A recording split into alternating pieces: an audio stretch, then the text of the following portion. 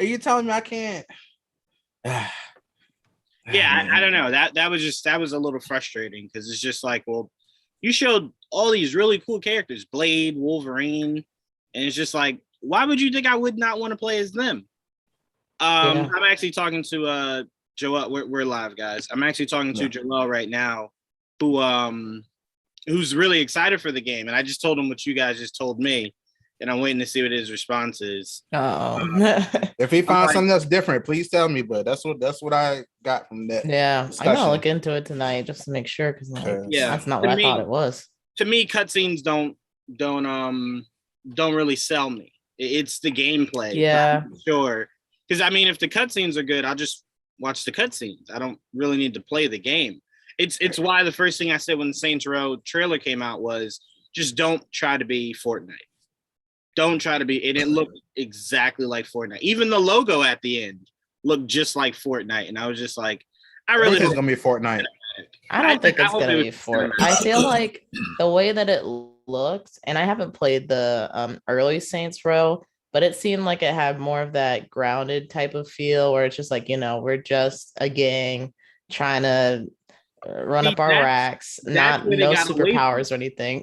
That's where they got away from. They haven't been like that since the second game. Yeah. Where it was just like, nah, I'm out here gangbanging. And then everything after that was just like, hey, you could fly. And it's just like, wait, what? How did you create a game, right? Where your concept was to be multiple games and you ran out of ideas by the second game? I've never seen that before. That'd be like if Grand Theft Auto, after like the second original one, was just like, you know what? We don't know what to do. Make them fly. It's like, what?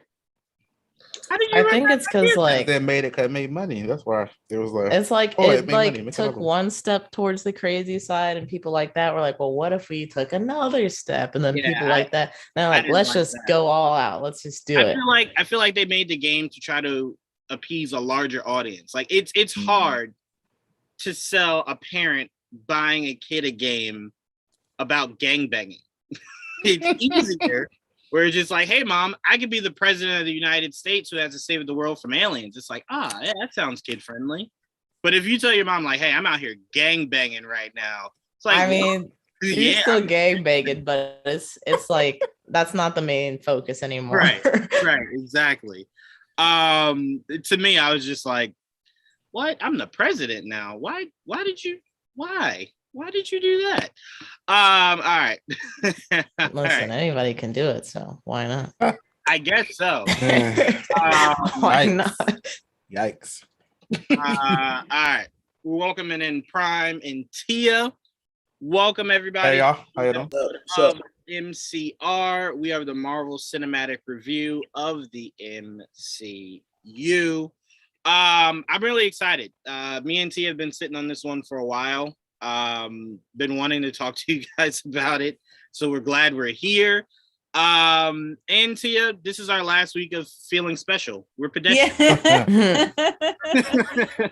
Unless they give us episode 4 early, and then we can continue feeling special. Right? Yeah. You know what? I always wonder, because they do this to us a lot, Tia. Like, they'll send us 3, right? And then we'll be like, oh, we're special. And then they'll be like, no, that was it. And it's like, wait, what? No, hold on. Don't make me go back to being a pedestrian. Send me everything. I want to feel warm and fuzzy still. Yeah, I want to feel like I'm special. Give me everything. But no. What I want to do is we're obviously going to break down this newest episode of What If. But Prime, I want to go to you first. This is going to be twofold. I want your thoughts on the new Spider-Man trailer because the 4 of us actually broke it down in our review yesterday. I really want to know how you feel. Someone that I know is a big Spider-Man fan. I want to know what you think before I get you to go into this episode of What If. So what did you think on the new Spider-Man trailer? I thought it was really interesting because of, a lot of people are making a lot of noise about how much they gave us and thinking that, just knowing that they've given, away all the real important parts. But I don't really, feel that way. We saw some of the villains that we know are going to be there, but we didn't see probably all the villains. I'm hoping not. You know that how big of a fan I am of the Green Goblin, especially William Dafoe. But they didn't give us everything. We saw a lot of the villains we did see. We saw some of the same, outfits or, things of that nature. But then we saw some slight tweaks there. The Doctor Strange. Well, one thing is funny to me. Doctor Strange kind of looks like Dracula to me on a couple of parts when they show us. As soon as I saw him, I was like, "It looks like Dracula on this one." But and it remains to see just how much of him we're going to get in this movie. But we knew we were going to get him, so that wasn't a shocker there. What else? The storyline. So the mixing of past movies and the mixing of comic books is kind of relevant because there's some things I believe. I'm not sure if Peter was leaving school. Maybe he was walking through. It was a crowd of people. I don't know where he was going, and you get that quick shot of the signage, and there's something about him being the devil or something like that, or the devil, and of course this brings up, okay, maybe we go with the Mephisto thing again. And they do have a little history in the comic book, so you just never know. Of course, there it is. He had it ready. There was a storyline on that page. The only page I've ever read. There was a storyline that I believe, I remember correctly, that Aunt May was dead. Of course, we know she's not dead in this movie, and Mephisto had a whole lot to do with that storyline, and Peter running back to Doctor Strange to try to get some help. But so I just thought it was really interesting. I just think I'm of the belief, unlike a lot of people, that there's still so much more that we're going to get. And yes, I still think that the other two guys are still possibly in this movie. The other two Spider-Mans, are we going to get them the way that we think we're going to get them? I don't know, but I think that they managed to save that. But overall, I was thoroughly impressed with the trailer. Yeah, I mean, at this point, you gotta. If you're Marvel and Sony, I don't really know what your response will be if they're not in it. And again, if you're Marvel and Sony, you never told anybody they were going to be in it. That was that was scoopers. That was news sites. I'm sorry, I don't know why that just jumbled in my brain. So really, if you're Sony and you're Marvel, if they're not in it, you're just sitting back, just like, shit. Should we reshoot this movie? Do we have enough time? Do we have enough time? Don't bring up Star Wars: The Last Jedi and that whole thing. It's not going to get reshot. And I don't know how much I hate that movie. and it also raises a lot of questions in there, because if you look at it, we see that even though he doesn't have the stone, the Doctor Strange has the amulet, back, and so that's going to raise a lot of questions. But mainly because that means he remade it, because remember Thanos broke it. He went back and got it and just remade whatever he could remake. Yeah, but I liked it. I liked it for sure. I mean, look, that movie is a general concept of what if. True indeed. What if the multiverse broke and Spider-Man had to face villains he has never had to face before? True. Because ultimately, everyone that's being rumored to be the villain in this movie, our Peter Parker has never had to fight. So he won't know what to do against a guy on a glider. He won't know what to do against a guy with multiple tentacles. Or a Sandman, or what I'm saying, or a lizard, or anything else people are speculating. Then it's the 6, then it's the 7. I mean, Yeah. I mean, I don't know. Right now, everyone's saying they only spotted 5. I don't know who the hell that 6th one is. Right. Isn't Mysterio? I know he's not in it, but them simply mentioning it, or I'm just saying. That's what I thought. He's not a Mysterio talk. I said it yesterday too when we did the review. I'm not. It might have been after you left, or it might have been before. I'd be interested in Mysterio coming back. He is a member of the Sinister Six.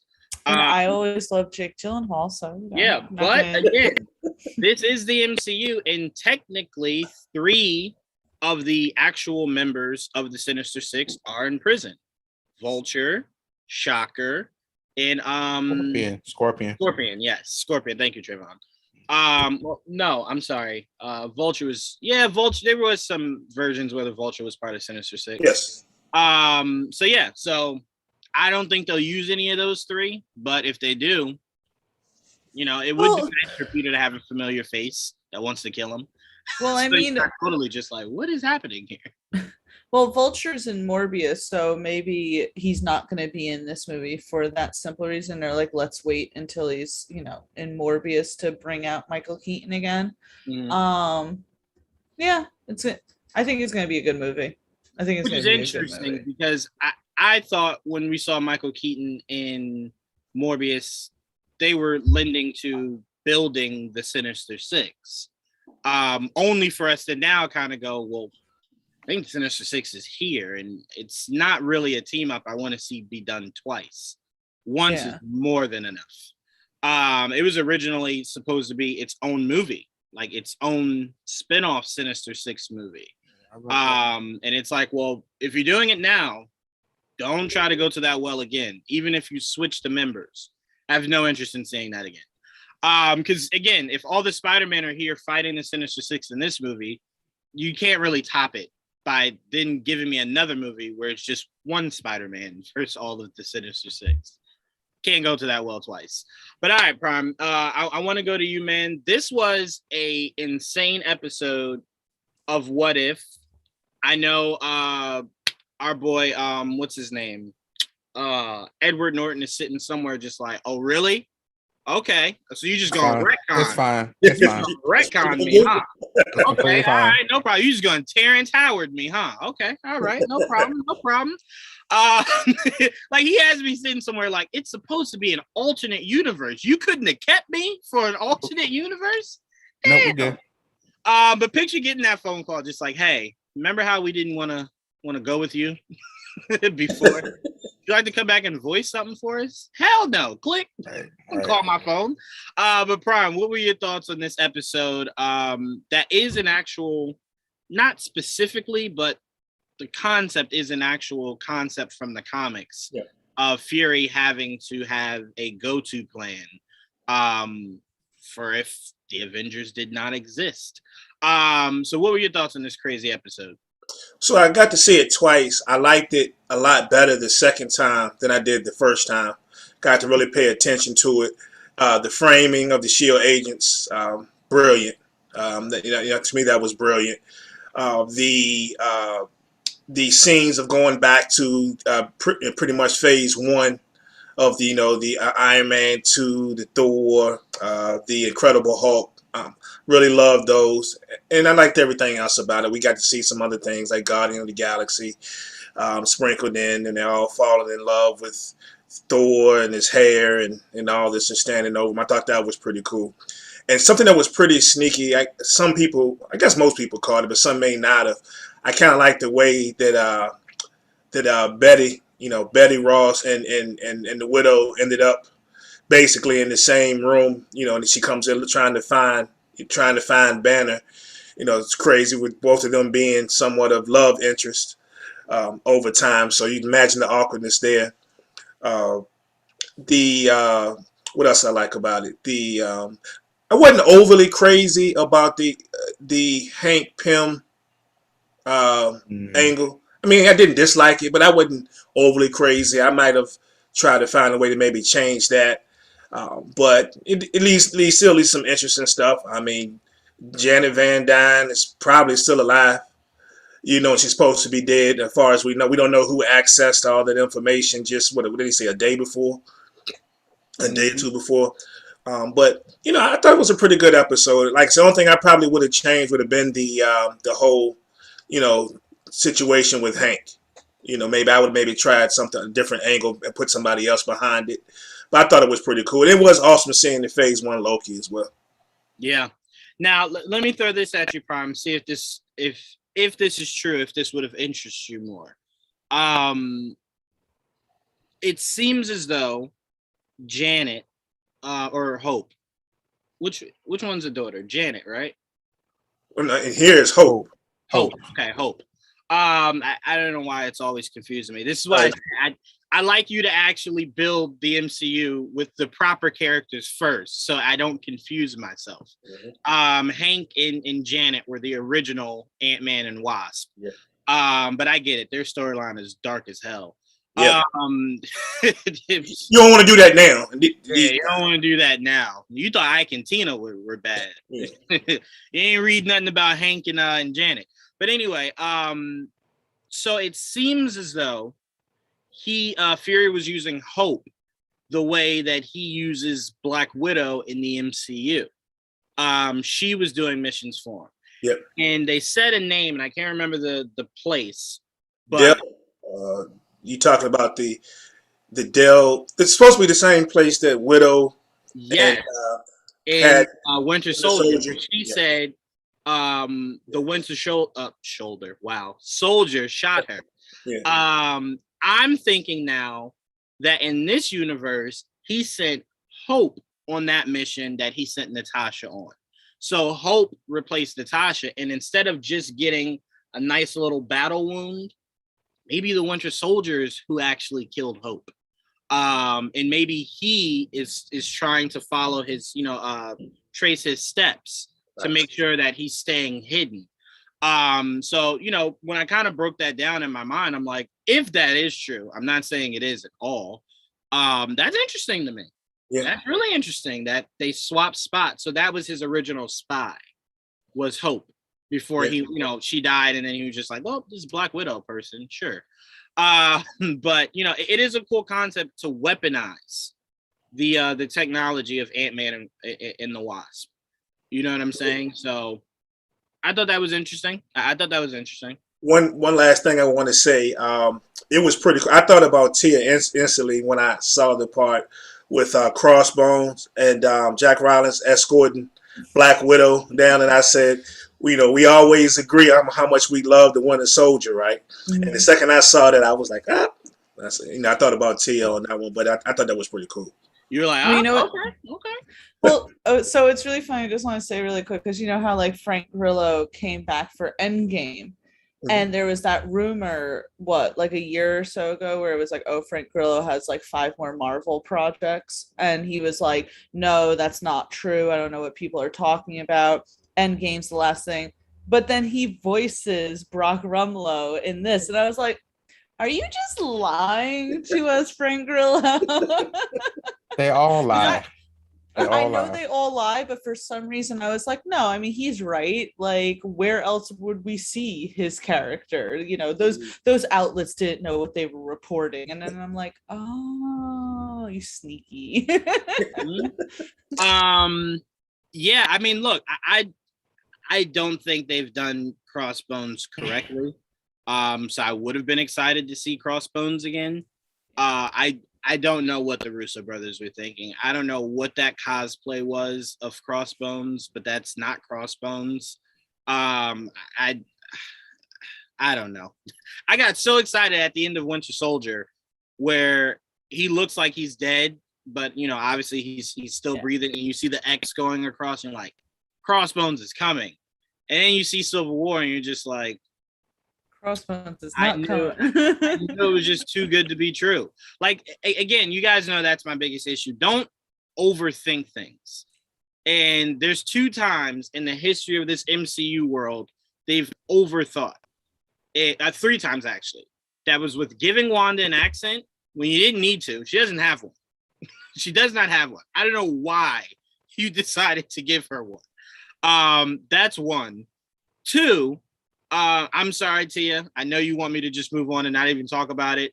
Mephisto. But that's not Jigsaw. That's just it's so funny. Like when you were just mentioning Crossbones, I was like, oh, they pulled the Jigsaw, right? Is that what they did? They pulled the Jigsaw. Yeah, but here's the difference.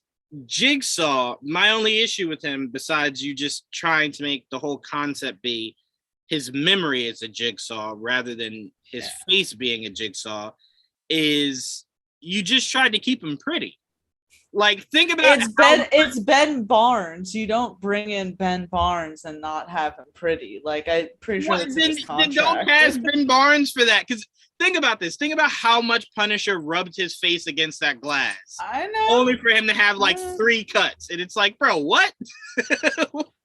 I will, though, always kind of defend that only by saying, the Jigsaw from the comic, that's not realistic. We have like technology and advancement in science to like make it where, like surgery and shit repairs things. But I get it. I get it. From a comic book perspective, it's like you wanted to see that comic book accuracy. Just a little bit. But it was good to hear Frank Grillo back. I really do enjoy what they were doing with the character till he became Crossbones. That's usually what I do shit. That's what I do shit. But everything else around that is always awesome to see Frank Grillo. When he's Brock Rumlow, it's like he's better in that position than Crossbones because they don't know what to do with Crossbones. But like when he was in Endgame, it was like, yeah, he's the bad guy. You still kind of felt that way. Yep. It gives me the same vibes I'm currently feeling about Zemo. Till Zemo is actually the mask is molded to his face and he can't take it off, and I get the mask every time. It's incomplete. It's just incomplete. Excuse me, but Jamie, I want to go to you next. What were your thoughts on this crazy episode? I thought the only thing this episode was missing was Ant-Man killing somebody by going through their butt. That was the only thing I thought they were. Oh God! Like, how do you not have that? It's the one thing we were always curious about. Why doesn't he just go up people's butts and explode them from their butt? Well, I learned a little bit of what Jawan thinks about. That's interesting. But you never saw that, Jamie? It was like all over the internet. Yeah, that's how they wanted. If I did, I don't know. It actually worked its way into an interview with someone asking Paul Rudd of, have you ever thought of Ant-Man going through someone's butt? And Paul Rudd was just like, no. I don't think that's ever been in anyone's minds here, but that's interesting. That is interesting. But okay, so I guess I got the hot take this episode.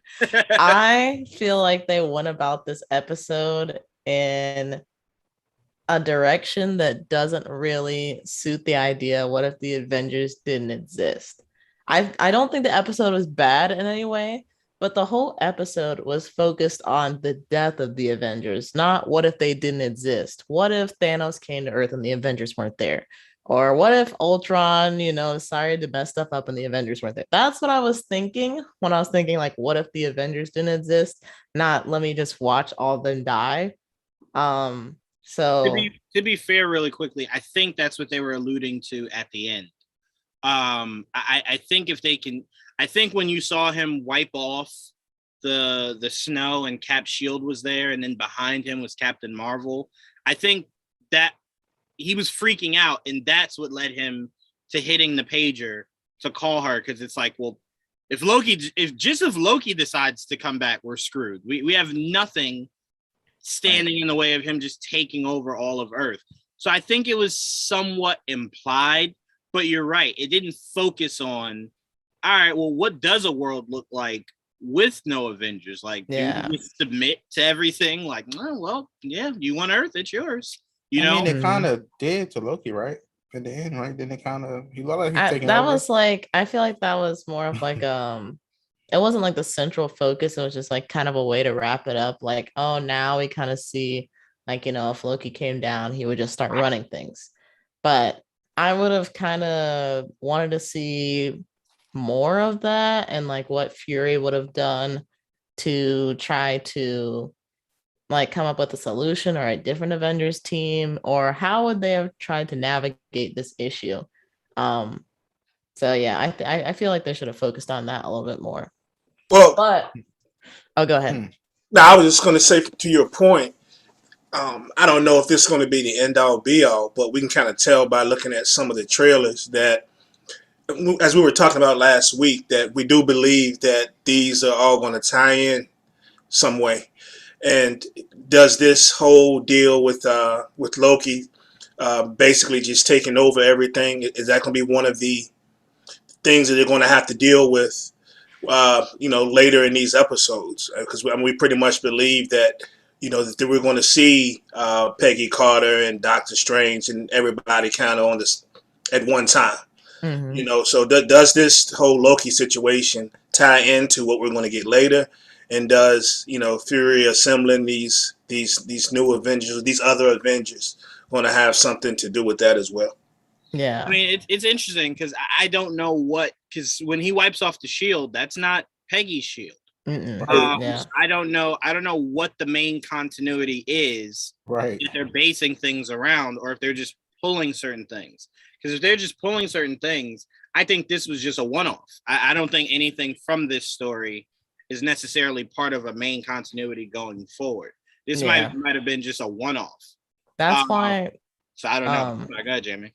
But that's why I'm kind of like, I wish they would have pushed this episode farther, as far as just like take the first few minutes to get rid of the Avengers if we really need to see it on screen, and then focus on what would have happened. Because I think that could have left like a good vacuum for Peggy and T'Challa to show up, possibly, as well as like some of the other Avengers that are going to be focused on in later episodes. But as far as I know, I don't think they're going to be connected in any way, which is why I kind of wanted to see more of the like after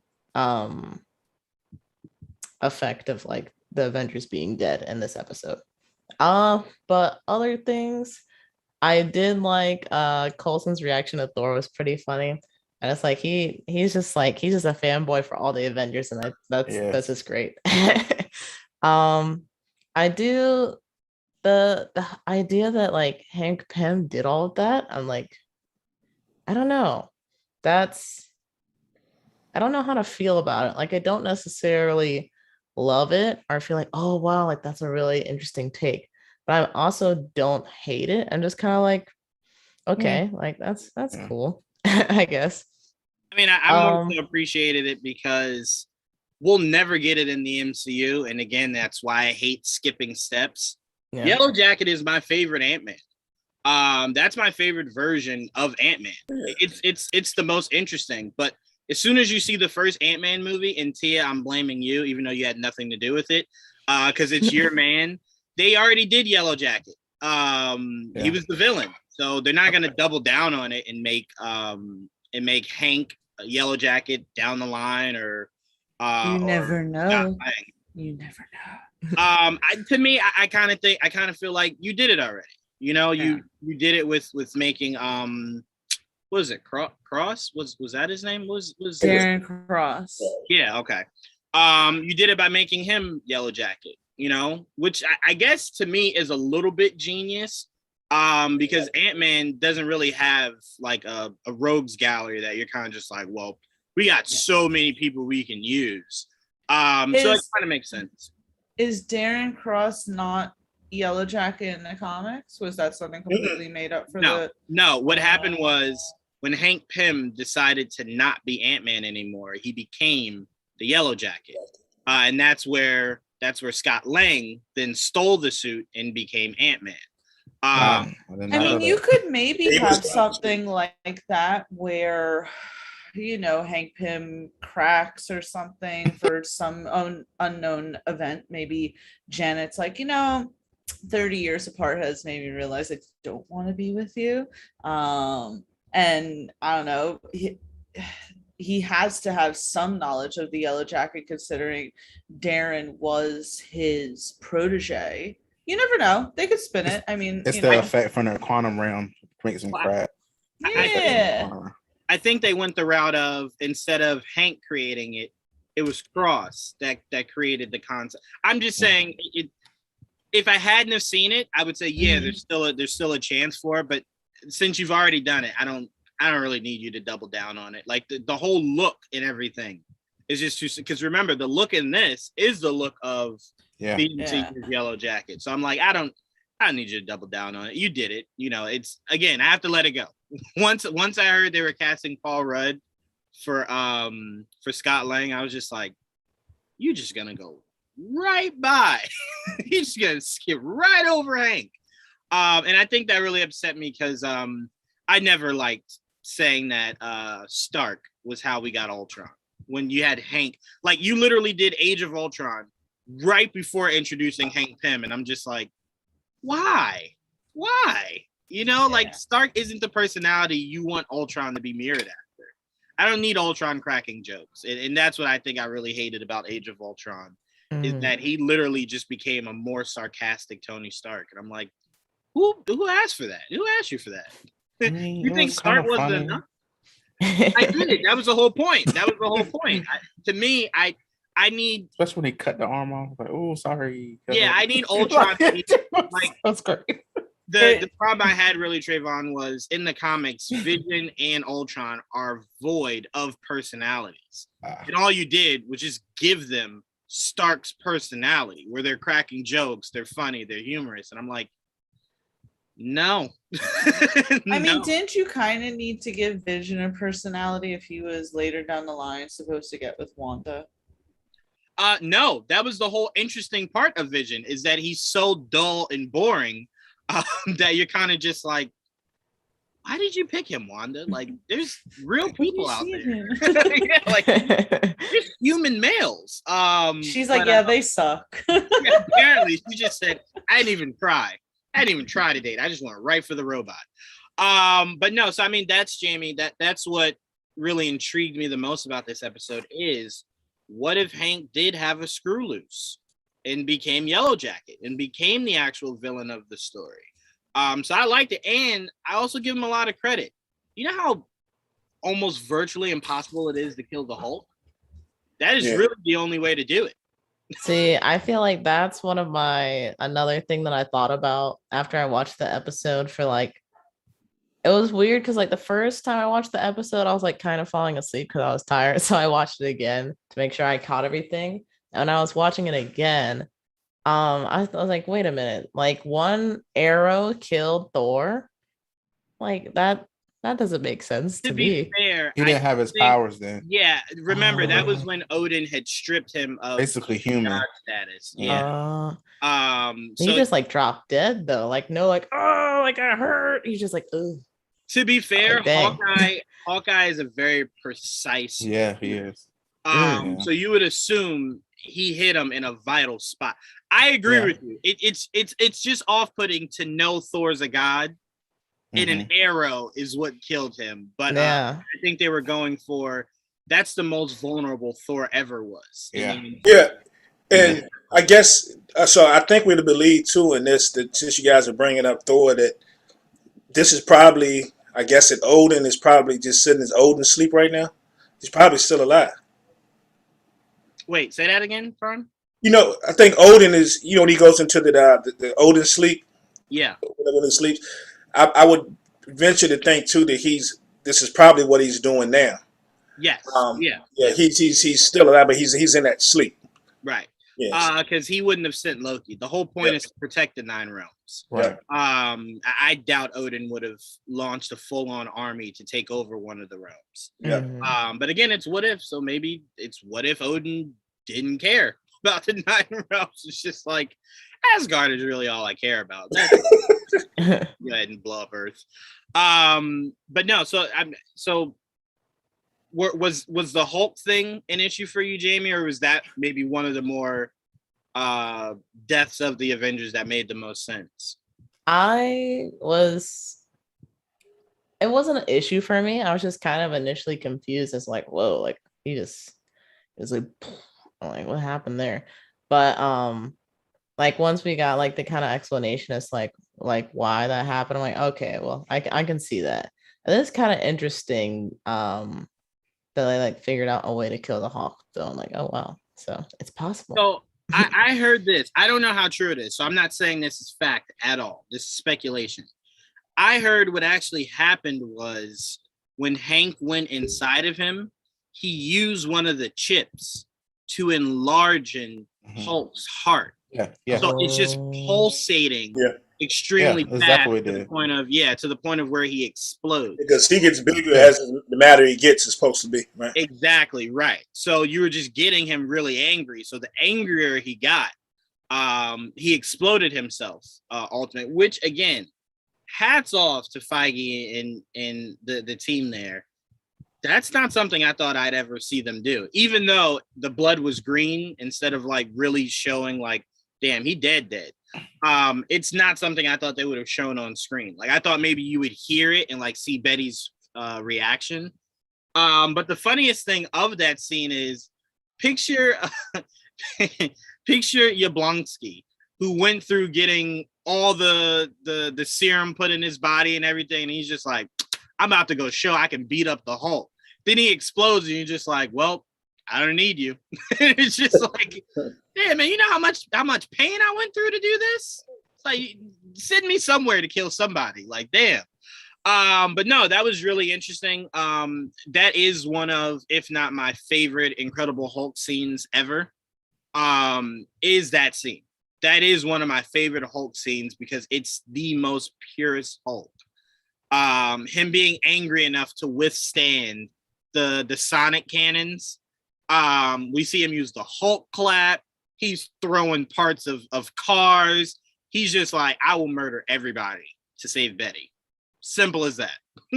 There is no other motivations besides Betty's in trouble. I'm going to murder some people. That's my favorite Hulk. And then he gets to the Feige true MCU of things. And he's just like, punk, complete punk. He's wearing glasses now. He's starting every sentence with my brother. He's amazing. Stop it. No, he is not. No, he is not. Can't wait to see him like that again. That is not how you would ever want to raise your kid. Where your kid's like, hey, I got beat up today. It's like, what'd you do about it? No, I just cried. What? Yeah, I just cried. You know, it's not that serious. I'll let it go. It's like, okay, you're not my son. But anyway, Jamie, did you want to add anything else from this episode? So one last thing. I thought it was really interesting how, and I don't know if I didn't notice in the previous episodes or didn't notice it as much, but the Watcher was much more present in this episode. And I wonder if that's going to continue to happen. And if like, I know he's not supposed to affect anything, but his presence is like, so, like felt, I don't know how to phrase that, but like you really feel his presence. So I'm wondering if that can affect anything in the future. But yeah, I thought that was pretty interesting. Yeah, this episode he definitely was more so. Make sure you can see him every time. Just like, yeah, ghosting in the background, chilling. Yeah, I could step in, but I was waiting for you to see a silhouette of him turn the beer up or something, you know. Right, exactly. Wait, Prime. I'm seeing it now. They put the camera on him, and he goes, "Oh shit!" I didn't know this was my scene. Like, oh my god. Do you guys like doing this? Do you guys realize, like, in the MCU now they're like introducing so many people who are just in the background watching the Watcher, the Eternals, to a degree, Captain Marvel. It's like, wow, you all just like seeing us getting our asses kicked. Hold on now. Captain Marvel's busy. Let's not do that. I know. I'm going to defend her. I love her. When he said that, I said, Carol, you were born on Earth. No, you know what? I got other places to take care of. They'll be fine. It's just like, wait, what? What, you supposed to fly back and check? That's like one of the Green Lanterns kind of going, man, Earth is going through it. And it's like, are you gonna go help them? Nah. Something on Mars I think I'm gonna check out. They got the Avengers. The Avengers are there. Well, the Avengers clearly weren't doing their job at some point. And she literally just did go, you know what? They can handle it, I guess. And it's like, well, Carol Danvers, we almost died 3 times before you came here. Like, maybe next time come here, you know? Just pop your head in for a second. She here now. No, she's not. She left again. What are you talking about? She legit saved the day and just went, bye. Just wait, what? What do you keep not learning? We mess things up here. You got to stay. You got a life too, right? Trayvon's like, on Sunday she goes and gets mimosas with the girls, and on Monday she got friends on different. She got friends in Just different walk a gals. So dog let in the her have morning, it. Devon, walks a dog. you have a thing with loyalty, huh? Like, Yeah. Does loyalty just not matter to you? She was born on Earth, man. This should I be the love first Carol. time. Her powers are awesome. I'm standing beside her. I don't know. No one said her powers I'm- weren't awesome. Her powers are awesome. It'd be nice if she used them to save Yeah. her. But see, unfortunately, Captain Marvel is quite like Superman to a degree, to where she's so OP.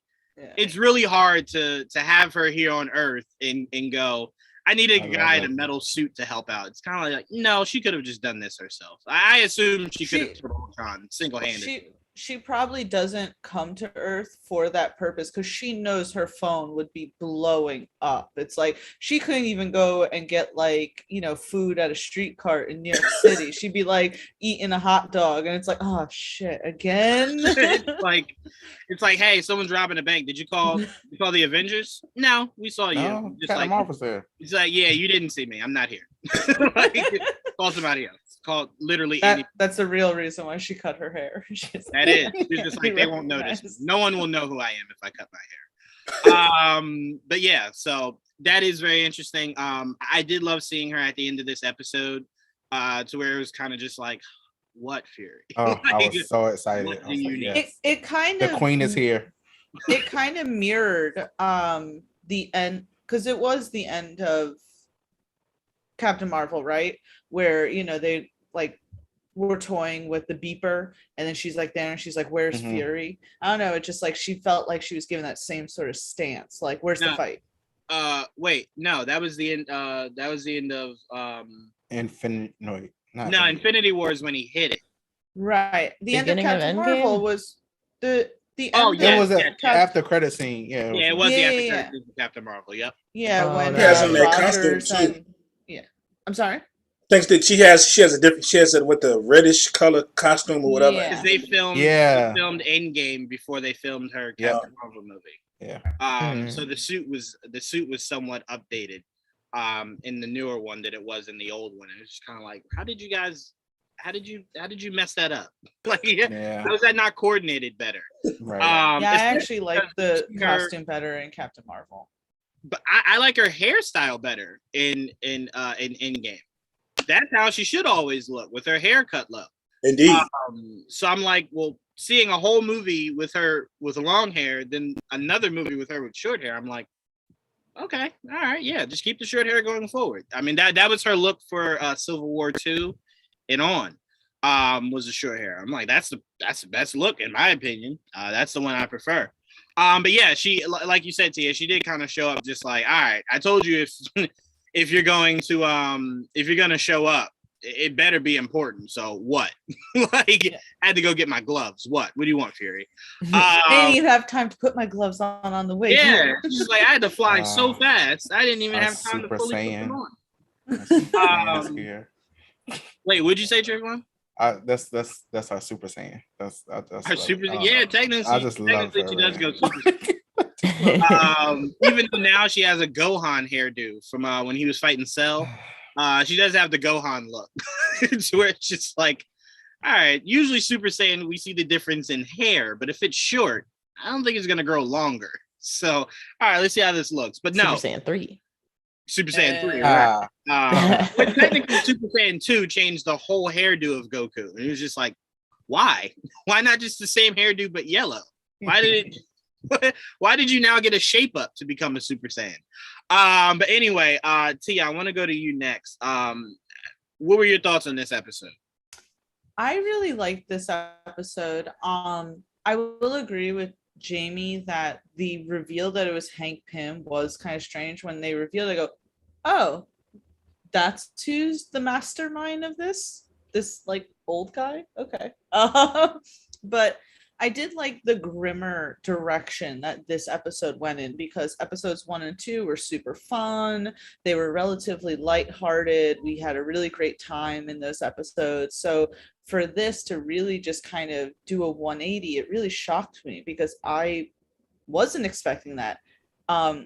And as someone who was able to see these 3 episodes beforehand, I didn't pay attention to the title of the episode. So I really didn't realize that what this episode was going to be about. I just went in completely like, oh shit, they just killed him. And they just killed him. Like this, and I think Prime was saying, I loved how they took these little snippets from the movies that we love from phase 1 and then went in a different direction, like Thor getting excited to pick up Mjolnir, and all of a sudden he gets freaking shot with an arrow, which, by the way, another reason to hate Hawkeye. Just saying, he killed Thor. It's like, you bastard. It was Hank. Hold on. Was Hank. It was all Hawkeye. It was all Hawkeye. But the funny thing for me is the fact that like he accidentally let go of the arrow, and Fury is like, "What the hell, man? Like, I didn't tell you to shoot." And he's like, "I didn't do it." And like, you literally felt the arrow leave your hands. Like, somehow you did it. Somehow Like, he he didn't know did. at the time, so I would have been like, "Oh, like, I don't It know." was a case of like carpal tunnel, you know. Yeah. It just kind of happened. He's just like, wait, do I have powers? Did I do that with my mind? What just happened? Yeah, I would have been confused. But I was totally shocked by the Tony Stark one, because, you know, Natasha did just stab him like that in Iron Man 2. And then all of a sudden when he started just convulsing, I was like, holy shit, you really just killed Tony. Oh my God. It was just great. I didn't expect Hulk to die. I didn't even think he could die like that. So, I mean, visually, I thought it was great. It was shocking to me. After like the first 2 or 3, I kind of caught on. I'm like, oh, we're killing everyone. Okay, so let me pay attention. Now, how are we killing them? Of course, I loved Loki in this.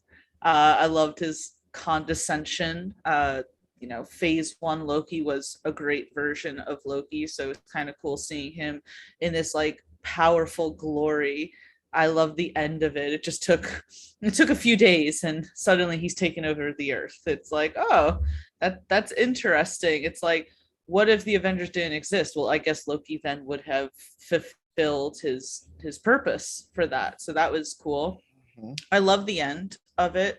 Even though it was sad seeing all the Avengers in their caskets.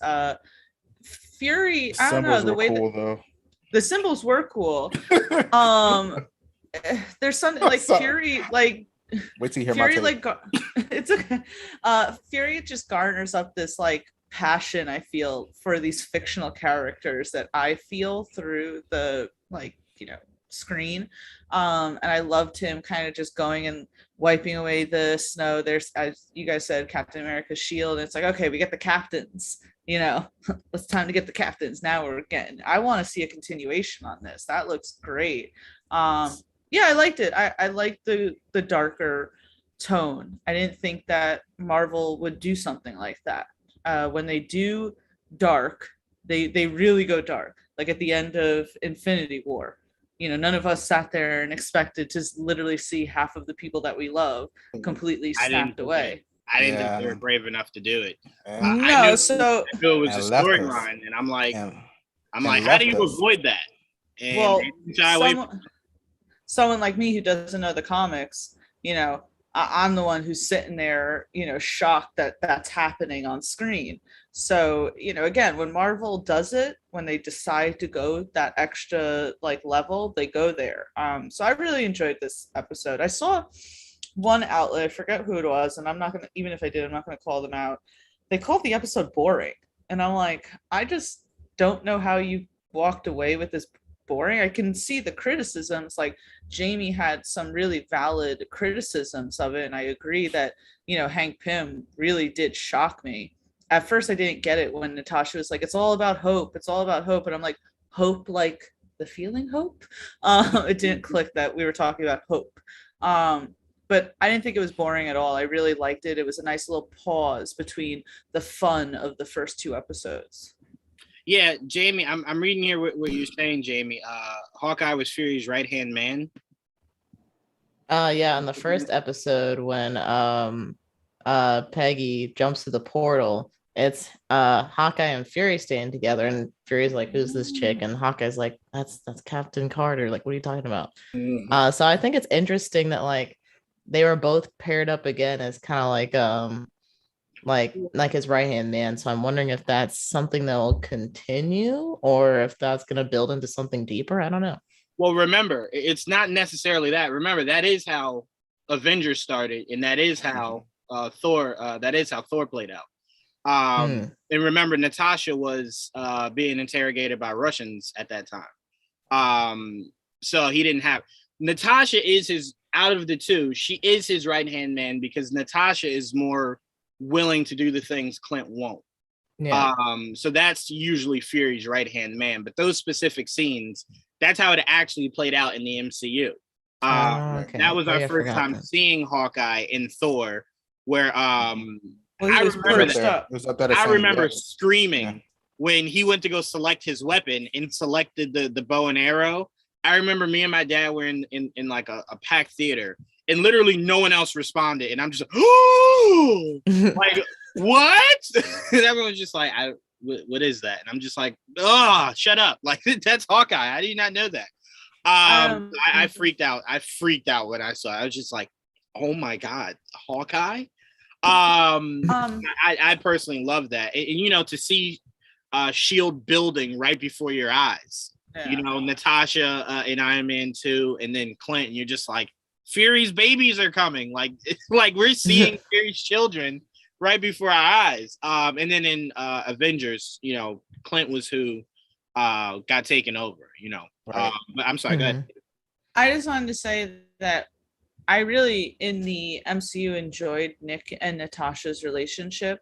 Like, I love that she was his, you know, right-hand man, especially in the Winter Soldier when she was so sad that she didn't know that Nick was actually alive. You could tell that that really hurt her, that he didn't feel secure enough, I guess, to tell her. So I liked in this episode, I think I forget who they were talking about, but Nick Fury was saying something along the lines of he wasn't going to take a chance on them. And she's like, well, you took a chance on a Russian spy like me.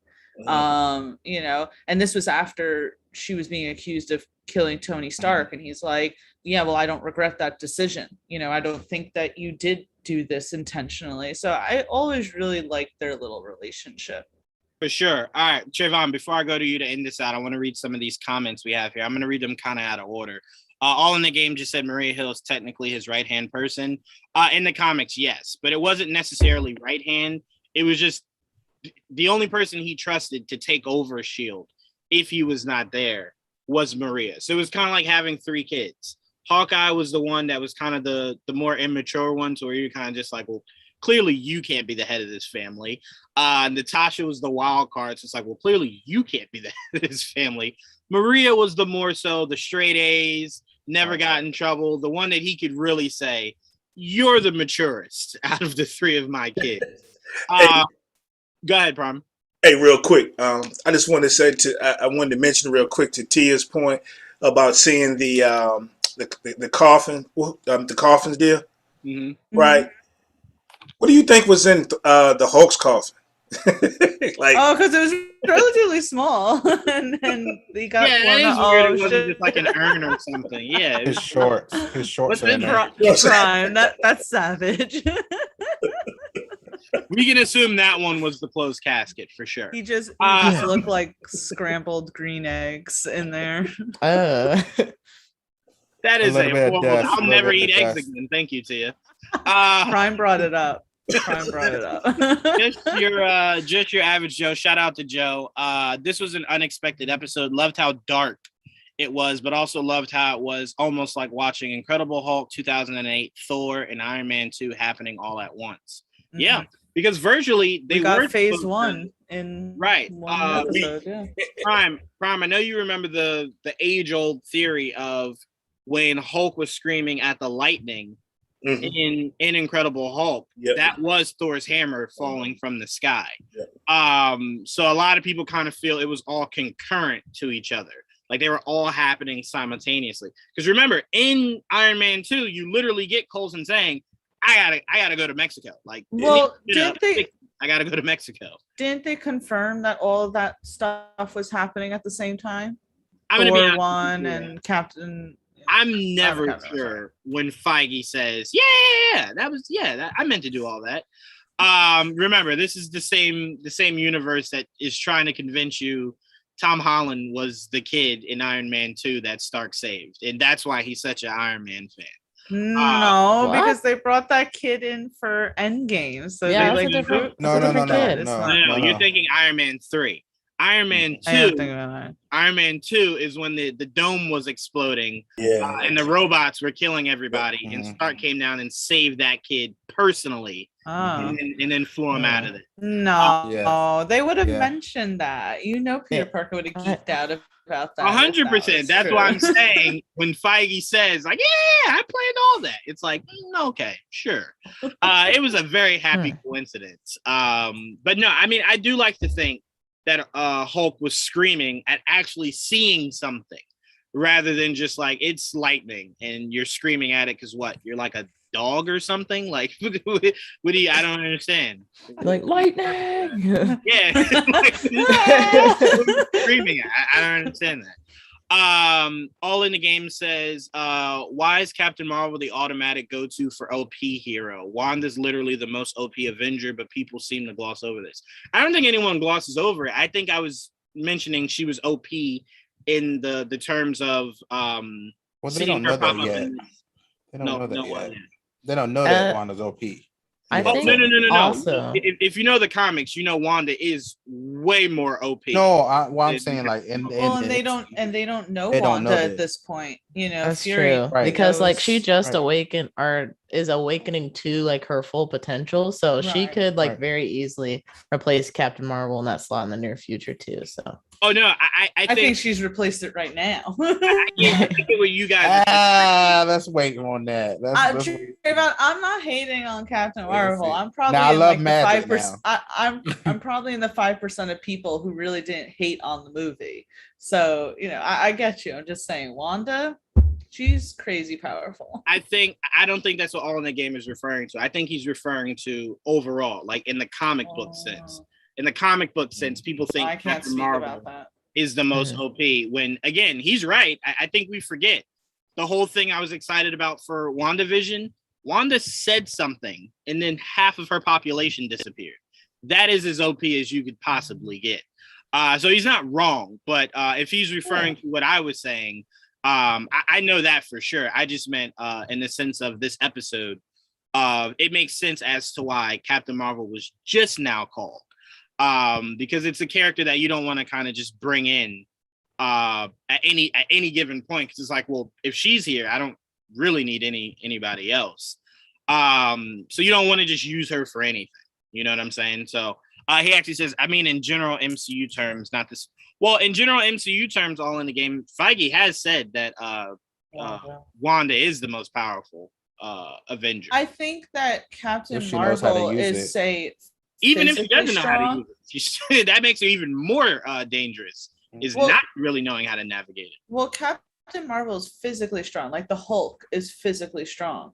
But Wanda, Strange, even Loki, they're powerful in the sense of their magic, right? Right. As opposed to using their fists. You don't really see Loki using his fist. You don't really see Doctor Strange using his fist. You don't really see Wanda using her fist. So it's like it's different. But if you're saying like who, I don't know. Wanda is, I think, more powerful than Captain Marvel. Captain Marvel is crazy fucking strong. Well, also remember, it's not just being really strong. Her cosmic energy Reality is what really gives her a boost. Because remember, that wasn't her hand she was using to block Thanos at the end of Endgame. That was the cosmic energy kind of being like a force field for her. Yeah. So part of her is just like ridiculously strong. All right, let's see what else we got, Trayvon, and I'm gonna go to you. Listener Jim says, gotta admit, Hawkeye's death wouldn't break my heart. I just never been a fan of the character. Clearly, you got with Tia to write that. All in the Game. It was a murder mystery episode in the way last week was a goofy heist episode. Also, All in the Game. Loki taking over was, I think he's responding to you in this, Jamie. Loki taking over was the result of what if the Avengers didn't exist. And he was helping me out. But I wanted that like from the get-go, not at the very end. Fair, very fair. Oh, he's helping me out. Odessa, Ukraine was the That's place. it. Oh, yeah. Mm-hmm. Odessa. Thank you all in the game. And last is episode showed just how powerful, brutal, and versatile the Ant-Man character can be. Fair play to Lake Bell joining Jeffrey Wright and getting that DC Marvel check. Yeah, no, for sure. But yeah, Ant-Man is that's why, again, I said not starting with Hank and starting with Scott Lang, who isn't on the more intelligent side, as Hank is. You kind of get the more playful version of Ant-Man rather than you could get a real lethal Ant-Man from Hank Pym. And it's kind of why Hank Pym and Howard Stark were enemies. They were legit at the time, the two greatest minds in all of the world. And you had one that made weapons. And then you had the other that could have been a weapon. So it was very interesting, and I would have liked to have seen Tony Stark and Hank Pym being enemies, them being around the same age and them being more so of the geniuses. Excuse me. Only for them to be completely blown out of the water when Mr. Fantastic arrived. It's just like, oh, you think you two are smart? Funny. I was hoping we would get Blonsky during the Hulk scene. I think if that fight had lasted a few seconds longer, we would have, theoretically. Oh, wow. They're actually showing the Spider-Man trailer on television.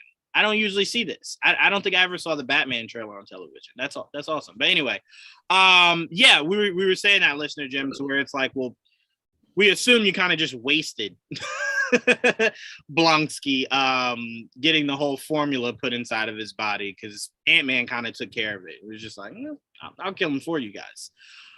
Let's just your average Joe. I'm okay with Hank Pym being the killer in this. He's not a good guy, and he's doing this because of Hope's death. Hank beat Janet up in the comics.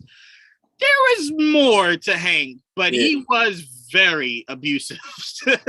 Really? Yeah, they tried to clean it up later. Wow. Yeah, I mean, yeah, he would get like pissed drunk and just like really let her have it. That's not Disney friendly. No, same way that they changed Stark in Iron Man 2. The palladium is what was killing him rather than him being a stinky alcoholic like he was. Well, I think that was because of Robert Downey Jr. personally. Well, right. You also didn't want to kind of tempt him, but also you were kind of trying to build a world for all people to be able to see the movie. So him being, and technically they did play with it a little bit because you could say he was drunk at that party where Rhodey was fighting him. Yeah. So they played around with it a little bit, but in the comics, the alcohol definitely was killing him, not palladium. So again, I don't have a problem with that. I understand you having to change it, but yeah, Hank was, especially in the Ultimate comics, he was not friendly to Janet, not at all. But all right, Trayvon, you can go ahead and enter us into the end of this. What were your thoughts, man? You're saying you had some crazy thoughts about this. So what were your thoughts? The episode really shocked me from the beginning. I was like, oh, so we're killing them. Oh, this is cool. It shocked me at first. I was like, he was gonna say this is cool. Okay, let's get into this. I was like, let's do this. Let's kill them all. Let's go. So I just it shocked me because I didn't think Marvel would do something as dark like we were saying. It was just fun. I was like, I said, okay. Now Thor's dead. Okay, or he's laid out, and Hawkeye's dead. Oh, okay, so we're just doing everybody.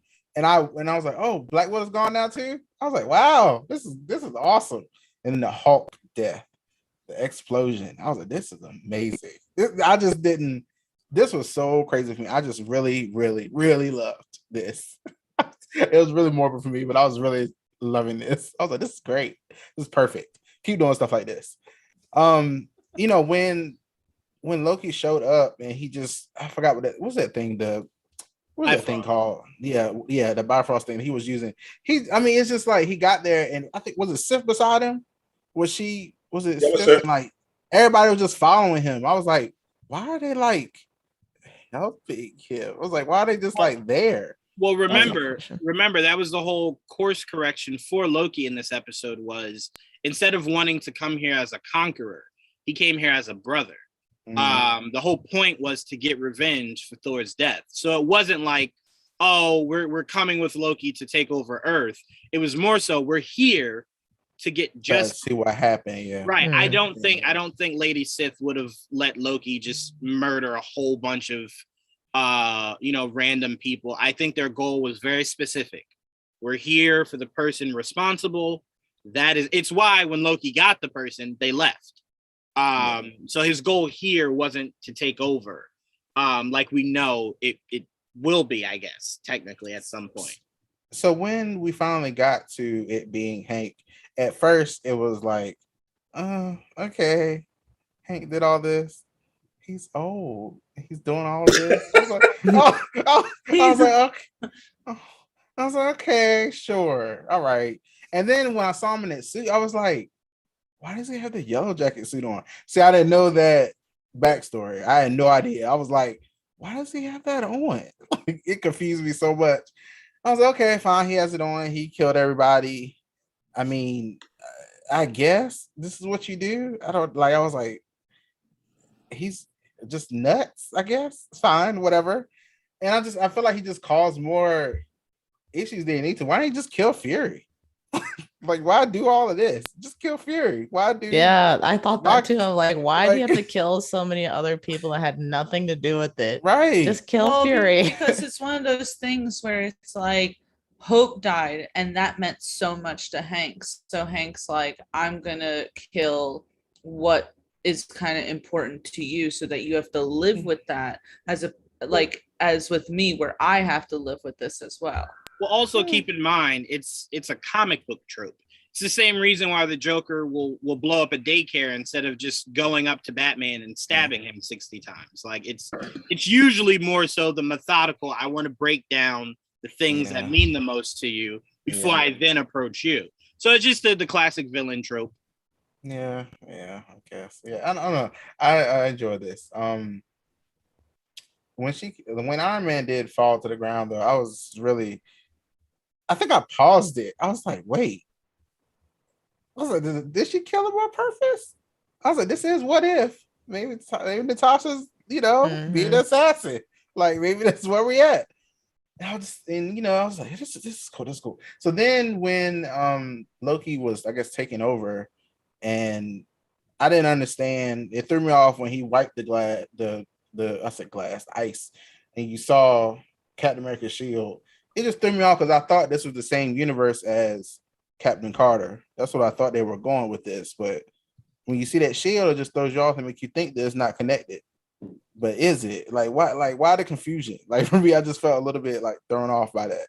I feel like same with the Collector last episode, or you saw Cap shield, and I was like, I thought the Collector was doing this, honestly, because of all the things he had.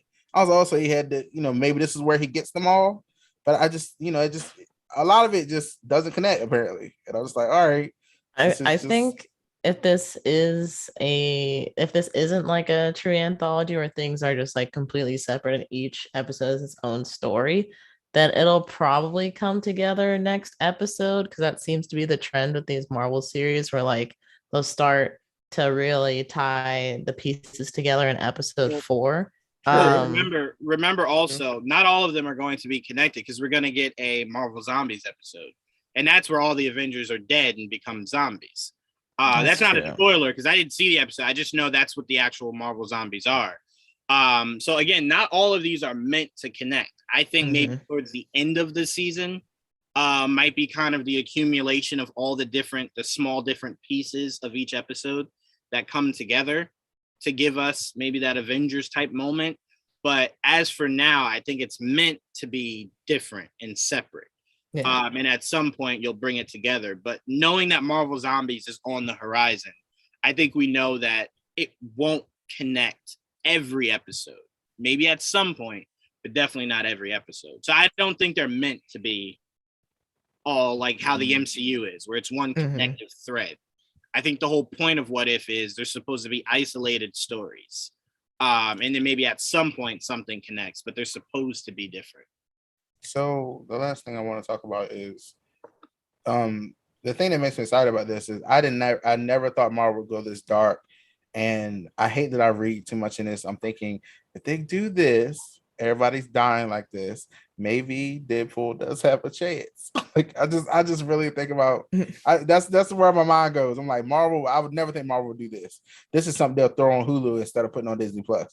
That's how I look at it for something like this. I was like, oh, they're actually killing the characters, like laid on the ground. Tony's laying on the ground, literally. Hulk blew up. Like come on, like this is not normal for them. And then we got to talk about, of course, my girl showing up at the end, like, you know, like she had to show, you know, she had to come in, you know, she go help out, you know, happy she's there, you know. I need to see more of her, I need to see her glowing, you know. I'm ready for it, ready to see her flying around, kicking ass. Let's go. Like that's it. I'm happy my girl's here. I mean, we see her at the beginning of the credits every time, you know. I'm tired of seeing her and not seeing her in the episode. I was like, okay, you showing her to me, put an episode, please. Can I see her, please? And finally got her. So yeah, I'm very excited, and I like the cutouts behind Patches. Yeah, welcoming in Patches. What's going on, man? What's going on, guys? Sorry, cool. sorry for the delay. No, we're just glad to have you here. As listener Jim said, definitely missed you. It's been a while. It has, yeah. It's the con life is starting to pick back up again. So a lot of weekends on the road. And Patches brought along Captain America and Black Widow with him. So look at that. Yeah, truth be told, this is actually KJ's office. I'm just squatting for the night. So gotcha. He's like, don't hold me to these. This is KJ. Yeah, no, this is all KJ right there in these pictures. I got nothing here. All right. So before I go to you, Patches, on your thoughts on this episode, I want to read one of the comments here. Did anyone else think that Loki could have recruited / influenced Pym somehow into taking down the Avengers, potentially maybe from the shadows? If you mean, in this world, no, because I don't think Loki's intentions were to take over the world in this universe. If you mean in the MCU, then definitely not. Because Hank Pym came way down the line. He came after Avengers 2. So this was after Loki tried to take over and failed. It's why they went the Hawkeye route. But again, that is a very interesting concept because their motivations are aligned. Fury stood in Loki's way by assembling the Avengers, and Hank Pym wanted Fury dead. So yeah, that would have been a very dangerous combination for the two of those guys to kind of link up. But in terms of this universe and What If, no, because Hank Pym turned out to be the one that killed Loki's brother. In the actual MCU, Hank Pym just came too far down the line for that to have ever kind of mixed. But Patches, what were your thoughts? What were your thoughts on this episode? Well, I liked it. I really did. It was, it was just like all those, like, okay, well, you're expecting everyone to die, right? Like you saw, just from the description of the episode. But I will say, I'm not actually overly familiar with the comics of, the What If comics. So all of this, like the past 2 weeks with, Captain Carter and then, Cha-Cha, as it were, I've gone into this expecting nothing. So everything that I have been watching right now has been really cool. It's been really cool, like conceptual stuff. Juwan, you guys are by far the experts when it comes to the comic side. I mean, is this following along like with the comics almost to the, to the letter, or are they, I don't even know. Are they taking creative freedoms with this at all, or? Well, a lot of this that you're going to see is creative freedoms because it's following the MCU. Okay. Some of this stuff is eerily similar to what they did in the comics, but a lot of this is more so just taking the what if concept purely from the world of the MCU, nothing from a direct story of the comics. Okay. Well, then, I think from that perspective, I think it makes it even cooler because, we're talking a blank slate now. Mm-hmm. And So I mean, if that's the case, hell yeah, bring it. I mean, with I know you're not a huge fan of like multiple timeline, multiverse kind of stuff, but for the phase 4 and everything else that's going to be coming into play, then yeah, absolutely bring it. Let's throw What If in there. Let's throw all the series, mash up everything that we know of the MCU, because I mean, hell, who knows? I mean, something amazing could potentially come of it. Yeah, but that's why I'm like, you're free to have fun in What If, because most of the MCU is not canon. Well, let me not say not canon. Isn't specifically from a comic book per se. They take elements of each comic and apply it. Like Iron Man 2, that's not a story you would see in the comics specifically. Like the villain was a mix of Crimson Dynamo and the actual character he was supposed to be. They mixed the two.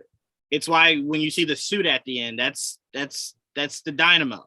That's not the actual character. So Whiplash, that's the actual character's name. Whiplash in the comics just has on a mask with the electrical ropes. The whole suit of armor, that was never the character. That's more Crimson Dynamo. So Feige does take a lot of leeways. I have not seen the movie, but just seeing who the Mandarin is and being Shang-Chi's father, that's different from the comics, because they didn't want to go the route of who Shang-Chi's father actually is in the comics. And not having Fing Fang Foom in it is different from the comics. So, again, the MCU takes a lot of liberties, but they do it more so because they're appealing to the mainstream audience that does not know the comics. So to them, they're kind of just like, well, I'm giving you something that you don't really have to know the comics for. It wasn't really until Disney Plus where things started to shape out to where it's like, these are more kind of comic accurate stories that they're really going with, that you got to kind of have somewhat knowledge of the comics to see what they're referring to. So I thought that was really interesting. But Patches, I asked this to Prime because we did our review of it yesterday, and I wanted to know his thoughts. So I'll pass it to you now.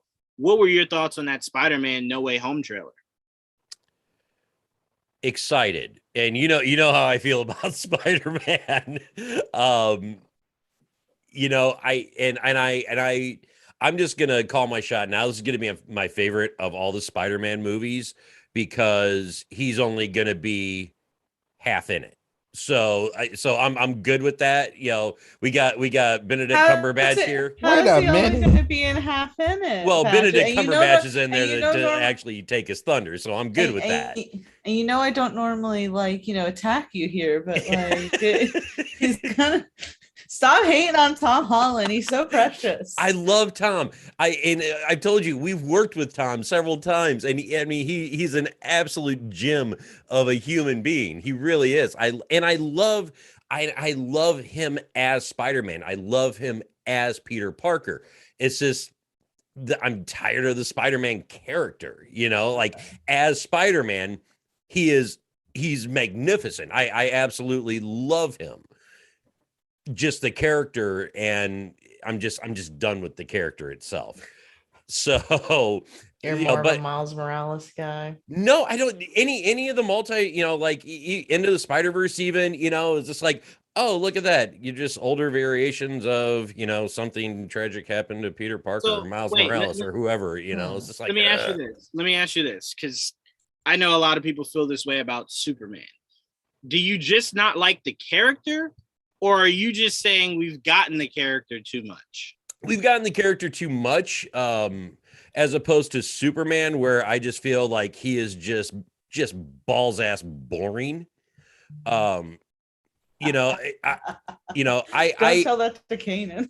I know, right? Wow. Sorry, Kanan. Wow. Superman is such a one-dimensional character to me. It's like you can literally rule the universe if you have a yellow sun and there's only one little thing that hurts you. Now that there's yes, you're gonna have inner strife and struggles, whatever, who gives a crap.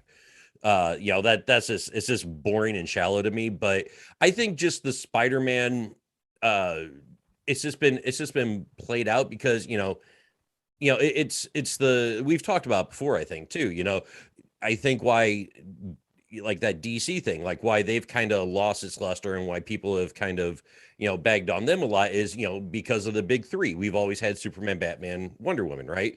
Those are always the big three. Well, you've always had that. And it's just been so many iterations of that character over and over and over and over again. People are just burnt out on it. And, I'm not a Tobey Maguire fan anyways. I thought that he was just a whimpery Spider-Man anyways. So when Holland came into this, I was like, yes, cool, awesome, let's do this. And then just immediately I was like, oh, God, but it was the character. We started with Spider-Man in Civil War. So you didn't have to, Uncle Ben and all blah, blah, blah. It's just like, yeah, everyone's got dead people, kid. We get it. But, at the same time, you just picked up with him and Aunt May. So I'm like, all right, I didn't have as much of a problem with that. Now, when it comes to this trailer, I think it's going to be fantastic. I mean, like just having the magical elements, and I think the dialogue, I think Cumberbatch is an absolutely brilliant actor to begin with, right? I think the guy is phenomenal. So being able to have the back and forth, the dialogue back and forth between Peter Parker and Stephen Strange, I think is going to be awesome. Like action and the cinematography and CGI and everything that's going to happen is going to be great. Obviously, it's the MCU, but I think the dialogue is going to steal the whole movie more than anything else. You gave me a lot there. It's been a few weeks, man. I had to open up. Like that's a lot to unpack. That's a lot to unpack there. You don't want to see. No, I mean, look.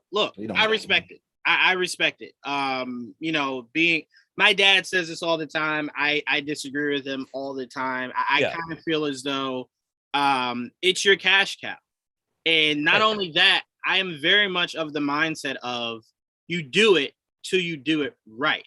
I think Batman has not been done right since 1989. So to me, and again, I think this is what, and I'm not saying you, Patches, because it does seem like Spider-Man is more so concurrent from 2000 to now. It's been the most concurrent thing. But I try to remind people, Batman is not as often as we think. It's just in totality, we've seen it a lot. But there was a large break from the 90s when we saw George Clooney all the way to 2005, we saw Christian Bale.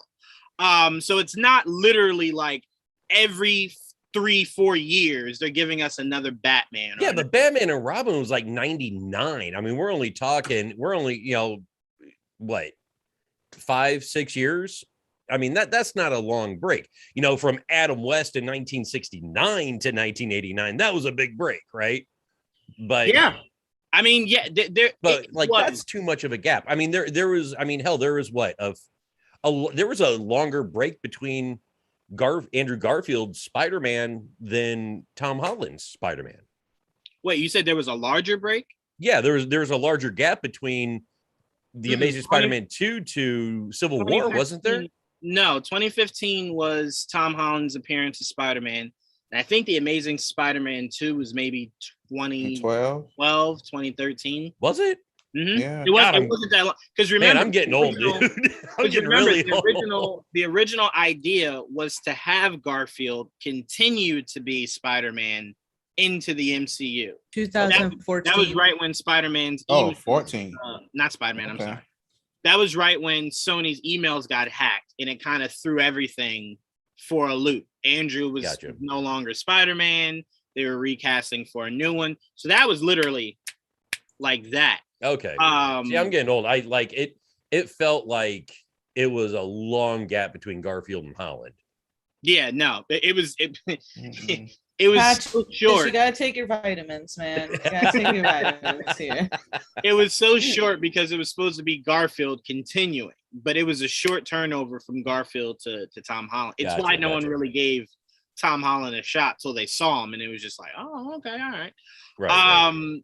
Perfect. Again, to me, I kind of feel like you do it till you get it right.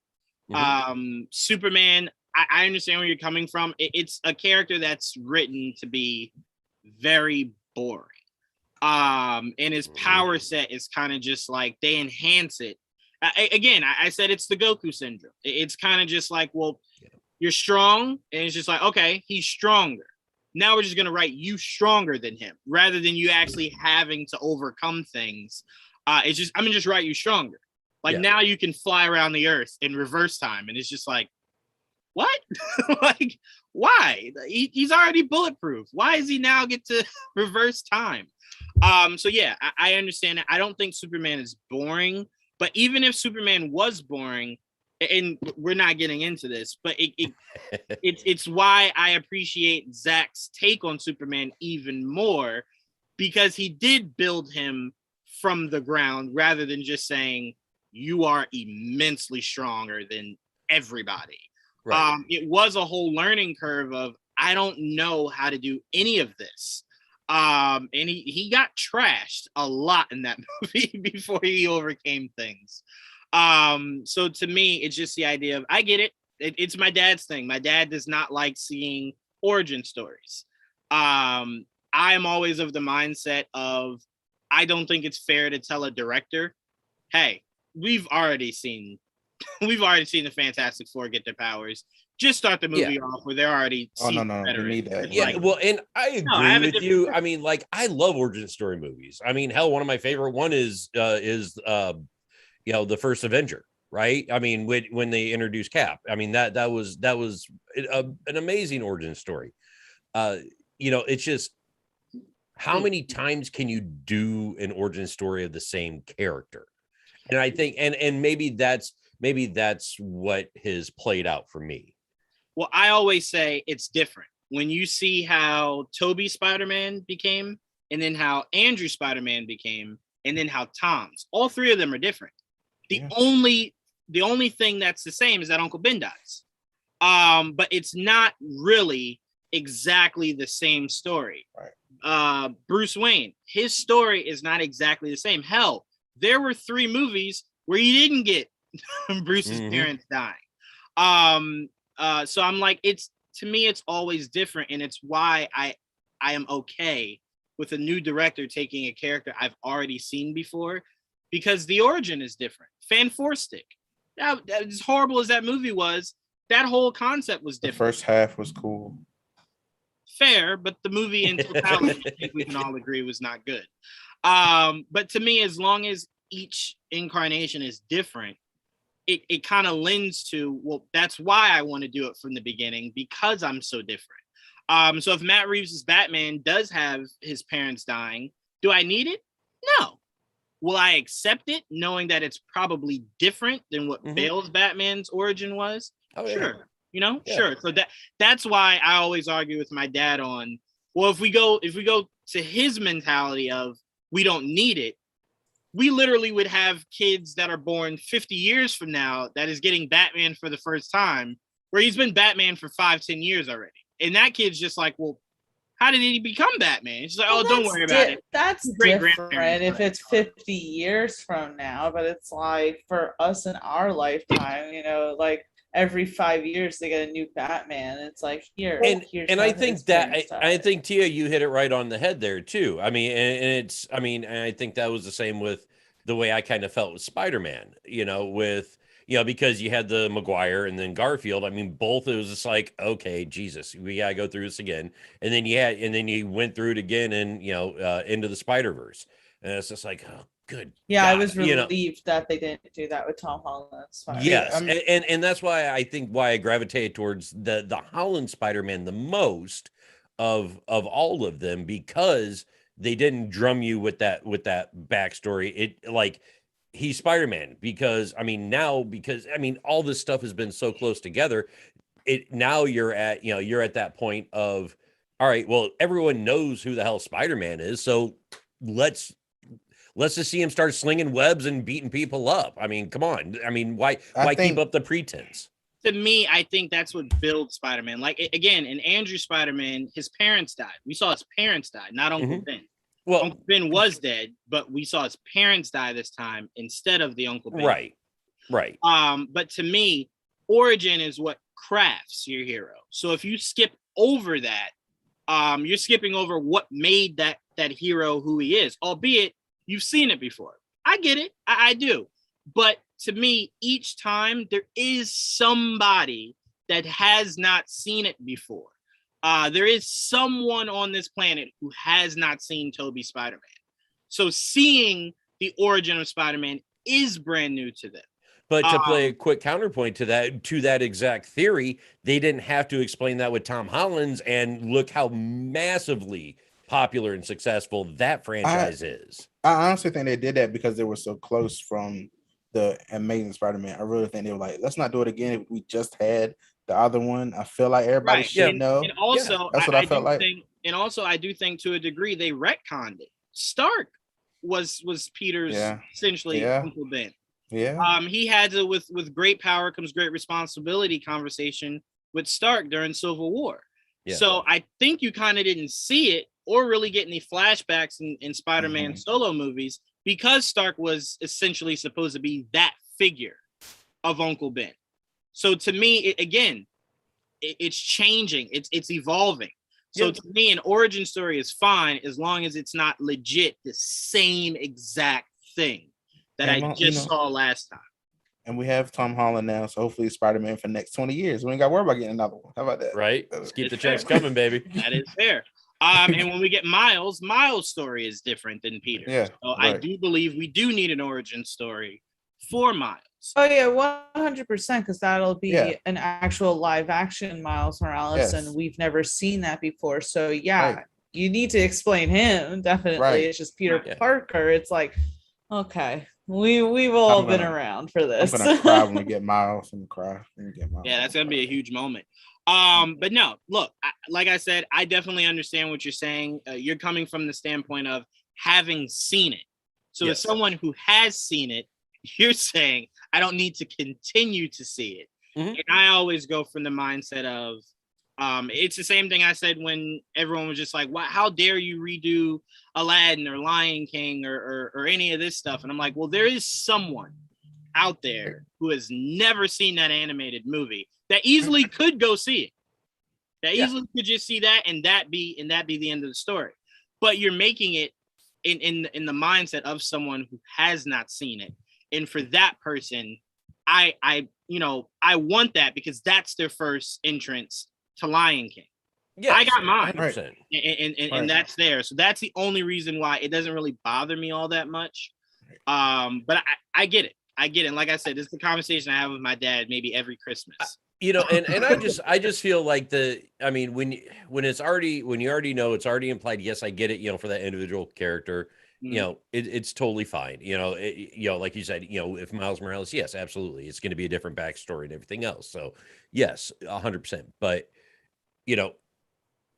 I feel like you're taking away from much more character development and much more story development and like building on, future villains, future storylines, future, all this stuff. And you're taking a good percentage of the movie to re-explain what we already know. I feel you, but to me, that only has that does not have to be elongated in the movie. That's one thing that people can kind of keep in mind going forward. It doesn't have to be majority of the story. Like Bruce Wayne going away for 10 years to train can be through dialogue. I don't actually have to see him go train. Right. Opening credits, seeing Ben get killed. It'll work. Well, see, that's what to me what worked for Zack Snyder. That's what worked. Yeah, exactly. Is that you started the movie with that, and then that was it. Yeah, that was it. We didn't go through the whole, because again, he made his Batman 106 years old. But again, you didn't go through the whole. This is what made Bruce Wayne. It was just simple. Parents died. Just a reminder, so no one, in case you forgot, his parents died. This is what shaped him. And you move right into the story. So to me, it's very important each time someone takes Spider-Man for the first time, it is important seeing him get bit. You know what I'm saying? That is important. I don't want you to leave that out. That is important. And it's different each time you do it. So it's just certain things like that. Let me see. All in the game said wanted to throw something at the screen when I saw them yet again in the Joker movie. Yeah, people are they just really do not want to keep seeing Bruce Wayne's parents die. Like that is really the numero uno thing when it comes to Batman. It's just like, does his parents die again? I'm not interested. But like I said, sorry to dump that all out on you, man. No. Look, again, I get exactly where you're coming from. This is not a disagreement whatsoever. I get it. To me, I am very much a fan of seeing someone experience something for the first time. Like there's nothing that makes me happier than someone experiencing something that I already know, whether it's my first time or it's my 116th time, seeing someone experience it for the first time. Seeing that light bulb like that, the eyes get big and you're that aha moment. It's like, oh shit, I am a fan. Right. Yeah. So to me, it's the idea of, I'm never that person that says, like if someone's first time seeing Batman is from the Robert Pattinson Batman coming out, I would never tell them, oh no, you got to go all the way back and start from that. No. If you want to start here and now, not a problem. I would just let you know that there are other options. You know? But if you want to start in the here and now, I appreciate that. I think the only time where it gets repetitive is when it's taking up like movie real estate, essentially. And the only example that I'm going to use, and like obviously this is the first time we saw it in live action, so you can say, oh Tia, you know, what do you mean this is the first time we're seeing this explanation? I'm just using it as an example. When I go back and rewatch the first Deadpool, which I love, by the way, I realize how much the flashbacks take up in the film, where I'm like, I just want to get back to the current and see Deadpool going up against Ajax and going this. And it's like, yeah, I like the first time when I saw the background, I'm like, cool. When you go back and rewatch it, you're like, oh my God, I have to go through this all over again. And sometimes that's how it feels with the Spider-Man, with the Superman, with the Batman. It's like, I have seen all this already. Let's get to this shit. Yeah, it takes up like a third of the movie. But that's what I'm saying. I get what you guys are saying. But again, there is somebody sitting somewhere who has not seen Deadpool, and that is their first time, and they appreciate it. And that's what I'm speaking to. That's only what I'm speaking to. And totally see that side too, 100%. Yeah. Like I personally love that. Like it's, I mean, seeing Infinity War in theaters with people and seeing everyone disappear and knowing that in their mind, they didn't even know that was a possibility. In my mind, I just didn't think they would be brave enough to do it. Or didn't know they would come back. Right. They had no idea. Because there was all these rumors like, oh, we're retiring a lot of characters. And I remember I was talking about that with Keenan. So he's like, yeah, I don't think they're going to bring some of those characters back. And I was like, what do you mean they're not going to bring them back? I remember I was like sitting at the edge of my seat with my jaw literally on the floor. And then the movie just like ended, like I felt it ended like quite suddenly. And I was like, oh, no, like where's the last 30 minutes of the movie? Like, no. You could literally hear a pin drop in the theater. I remember that where it's like, we're having fun, we're enjoying this, it's intense. All of a sudden it's like, are you watching what's going on right now? It was something that was on my mind when the second trailer dropped, where it opens with Gamora saying he was always obsessed with the Infinity Stones. He always believed that he could rid half the world with just a snap of a finger. And when I heard that, I said, no way they do that. No way. There's just no way to sell that. There's no, like, Star Wars is literally the only franchise that has ever been able to get away with it ending with the bad guy winning. And you just have to sit with that, right? It's the only franchise you could really sell that on.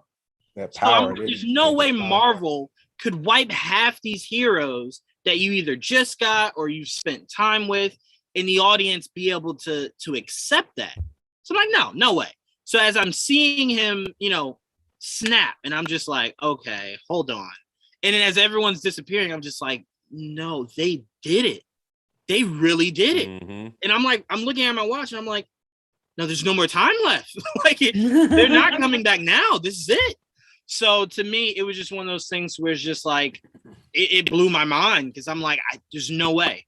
No way they're brave enough to do this. And it struck me later because the movie theater is right by my house. It's like it's a dinner theater. It's called Studio Movie Girl. So we were at the bar having some drinks prior to going in to see it.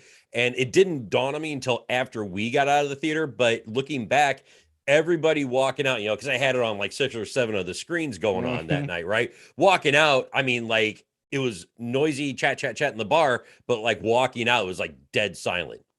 Everyone just somber, just looking ahead, like they, like deer caught in the headlights, right? Yeah. And then, I mean, but yeah, you're right. I mean, but look at Feige. He had a vision, he had a plan, he had everything ready for that.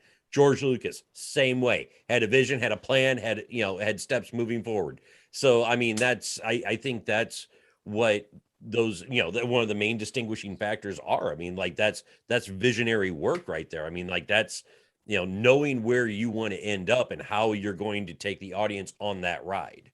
Yeah, I think what makes George's approach to it more impressive is that was the second movie. Mm-hmm. Yeah, that is 15th. And up to that, no one had ever done it. Like you said. And not only that, Patches, no one knew who the fuck these characters were. Right. Back in the 80s when this movie came out. So, A New Hope was such a phenomenon, and then, Empire, God, it blew New Hope away in the box office. Right. And everyone's pumped up. And then like, what the actual shit? Right. It was him taking the approach of, what if in a David versus Goliath, Goliath wins? Mm-hmm. Like the person you actually expect to win is the one who wins. What happens then to David when he has to pick himself back up? Right. And actually defeat Goliath from a standpoint of, I lost last time. Mm-hmm. How do I approach this in a way where I can actually win? So that's why, to me, Lucas's approach is a little bit more impressive, because not only do people not really know these characters, and you weren't really all that invested because you'd only had one movie to really soak this in. Before the second movie comes in, it's like, bow, they lost. And you're just like, whoa, hold on, what? Like, huh? Where do you go from here? Luke's hand, like, it's going crazy here. So to me, but I'm sorry, go ahead, Tia, but that's why that's really impressive. I just wanted to bring up one thing about that really quick that I was just thinking about.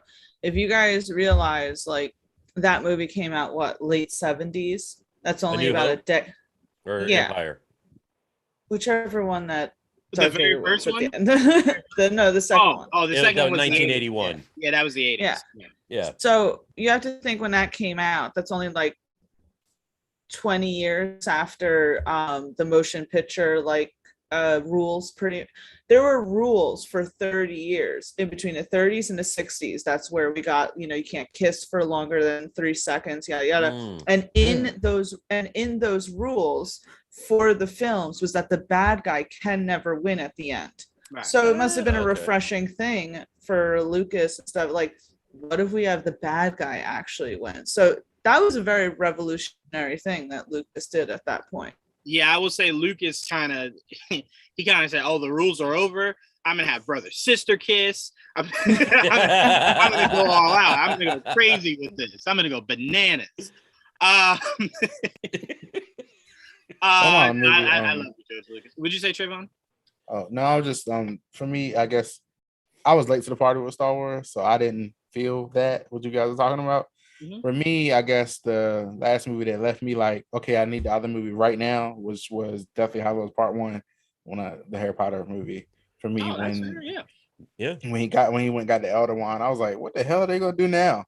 Like that's how I will be honest with you, Trayvon. I kind of feel like, even though Harry Potter technically did win, I feel like in the bigger scheme, he never really won any of those movies, because it was always, all right, Harry saves the day, and then it was, but did he really? Because the real villain is behind the scenes, like really planning some stuff. So that was really the first time where it was just like, no, he lost. What now? Yeah, right. Yeah, it's a wrap. I couldn't believe this for that movie. I actually appreciate you saying that, because that is if someone wasn't really into Star Wars, that is the version of that. Yeah. Where it was kind of just like, well, you lost. What now? Yeah. I will always say, again, I always say I rarely cry for movies. Dobby dying. Yes. Oh my God. Ever break my heart. I don't think I've ever loved the character more. Like everyone always goes, oh, when Peter said, Mr. Stark, I don't feel so well. I'm like, that? No. Dobby could have stayed out of it, but was so loyal to Harry that he said, I'll die for you, Harry. Dude, I had a harder time when Bucky just looked and he was like, Steve, and then poof. I was like, no, I mean, not Bucky. Look, all of that was gut wrenching. Go ahead, Tia. You guys are gonna laugh at me because I know like everyone's like on the Peter Quill like hate train and everything, but who was it when when Drax was like going and Peter was that whole thing when like Tony was like stay still or something and Peter Quill's like oh shit pretty much. It's like I don't know why that got me because it was that like little like maybe if we just like calm down we could stop this and it's like right. I mean that like I don't know what's going on but like just chill for a second. I mean it's actually hilarious because when Groot disappeared it was kind of just like all right cool. It wasn't until James Gunn came out and so he's the dad. His last words were dad and I was just like oh why did you need to say Why'd that? you have to say that? Why? To some people it was sad enough. And then like it made it even worse when they said that Tom Holland improvised that scene, and I'm like, I don't need these things. Yeah. You know what I'm saying? Yeah. It's enough. It was sad enough thing. Sad enough. Really quick, the final one of the saddest things, Okoye seeing T'Challa disappear because you know how like dedicated she is to him and Wakanda, and she was just like I did briefly think after. it was funny when she was like trying to get up and she fell. I'm like, oh damn. But a lot goes into that scene, Tia, because two things went into that scene that makes that scene between T'Challa and Okoye even more sad. The first thing is T'Challa walks up to the force field and tells the Black Order, tell Thanos he will have nothing but blood and dust. And he ended up being dusted. And then right before he gets dusted, he tells Okoye, get up. This is no place for you to die.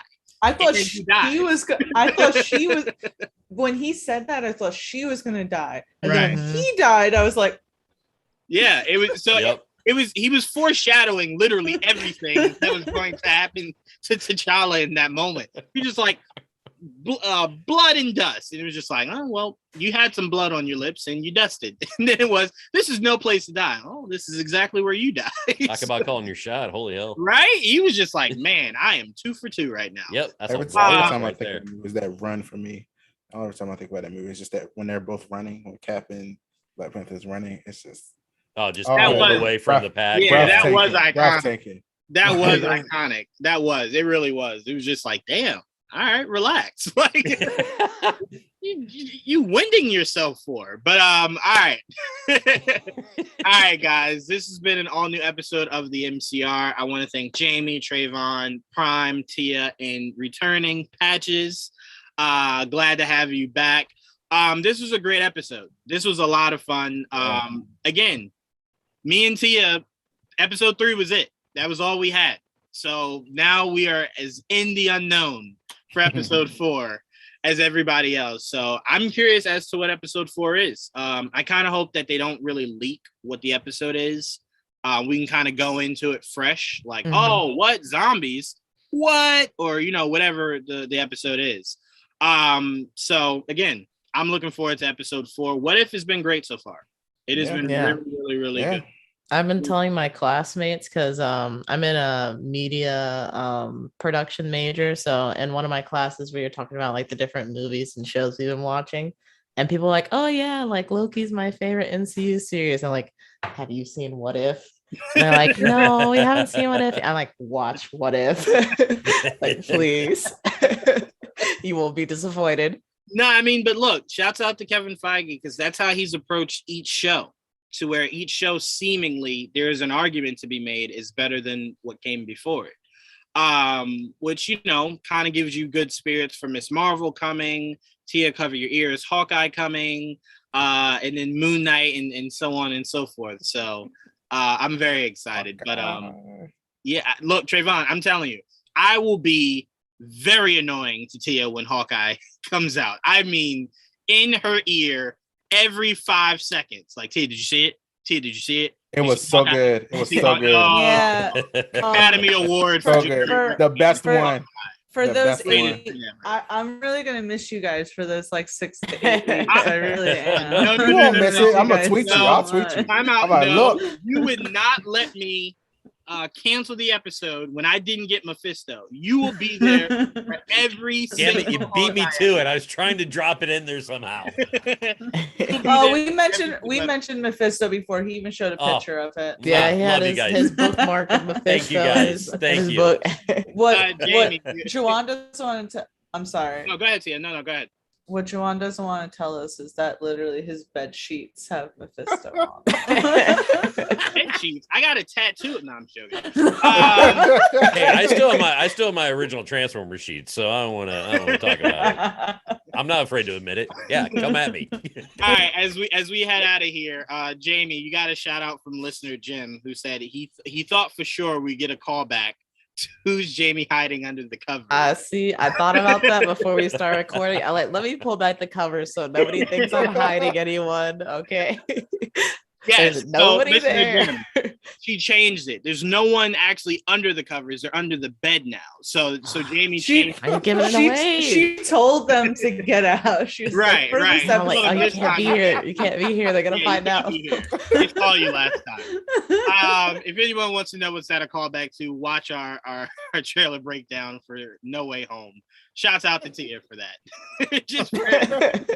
Tia just like, yeah, slinging webs. By the way, Jamie, who is that? Quick That's awesome. question. But all right, guys. Thank you guys for tuning in. Thank you to all in the game, listener Jim, Just Your Average Joe, everybody in the comment section. You guys are amazing as per usual. And we can't wait till next week. So till then, Yeah. peace.